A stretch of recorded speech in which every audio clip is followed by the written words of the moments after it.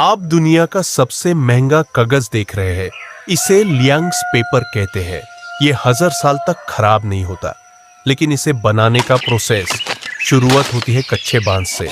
लेकिन कोई भी बांस नहीं, इसे साल के एक खास हफ्ते में ही काटा जा सकता है। वो इसे तोड़ता है, कुचलता है। क्यों?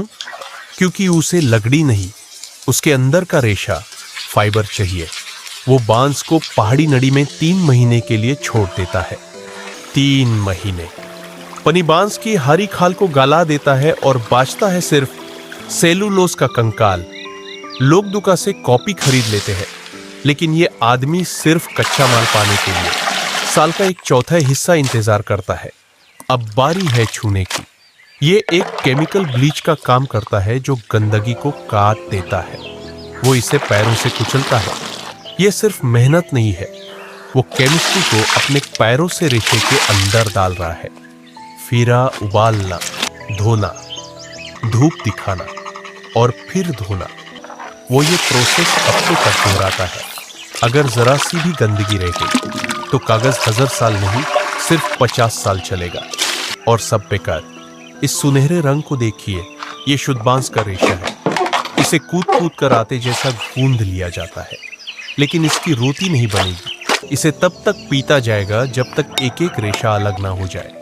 इस स्टॉम्प डांस में एक गुप्त चीज मिलाई जाती है, कीवी फल की जड़ों से बना एक कुदरती ग्लू। यही वो राज है जो रेशों को पानी में अलग अलग रखता है, वरना ये टॉयलेट पेपर की तरह चिपक जाएंगे। अब आती है छन्ने की बरी। ये सबसे नाजुक पल है। पनी की आवाज सुनिए, स्विश स्विश। हाथ का बैलेंस बिल्कुल परफेक्ट होना चाहिए। अगर हाथ जरा सा भी कंपा तो कागज खराब। वो गीले कागजों का ढेर लगा देता है। आपको लगेगा ये चिपक कर एक बड़ा ब्लॉक बन जाएंगे, लेकिन उस जादुई ग्लू की वजह से हर शीट अलग रहती है। रात भर पत्थर के नीचे दबाने के बाद इन्हें गरमा गरम दीवार पर चिपकाया जाता है।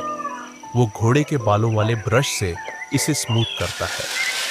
इससे कागज को अपनी पहचान मिलती है, एक तरफ से चिकना, दूसरी तरफ से खुरदुरा। यही हैंडमेड होने की निशानी है।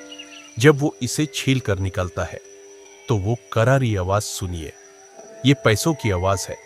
ये कागज इतना मजबूत है कि फॉरबिडन सिटी के प्राचीन ग्रंथ इसी से ठीक किए जाते हैं। 3 महीने की मेहनत, सैंगडोन स्टेप्स, सिर्फ सेफ्ट कागज के लिए। लेकिन जब आप इस पर लिखते हैं, आप कागज पर नहीं, इतिहास पर लिख रहे हैं।